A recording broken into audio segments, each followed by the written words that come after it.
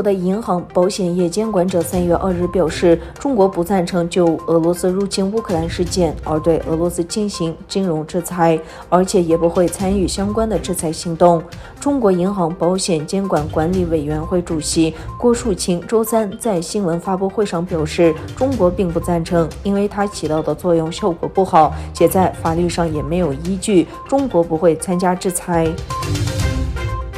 天津，俄罗斯外交部长谢尔盖·拉夫罗夫说道，第3次世界大战将是核战争，具有毁灭性。拉夫罗夫在接受俄罗斯塔斯社通讯社采访时表示，他们不会允许乌克兰获得核武器。拉夫罗夫表示，俄罗斯已准备好接受制裁，但对制裁影响到知识分子、艺术家、运动员和记者感到震惊。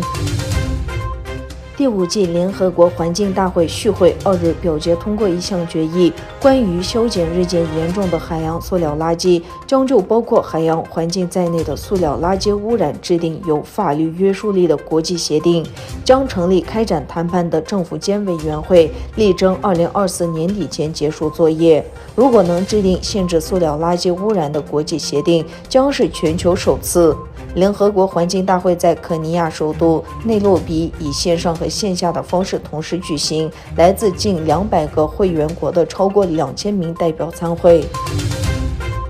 据总统府新闻局消息，哈萨克斯坦总统兼武装力量最高统帅哈斯姆·卓马尔特·托卡耶夫2日同国防部领导层举行会谈。会谈中，总统就根据当前的军事安全状况，对武装部队的构建和组成进行现代化改造问题，向国防部领导层下达了工作指示。会议还就引进现代化高科技武器、重新装备哈萨克斯坦军队问题进行了讨论。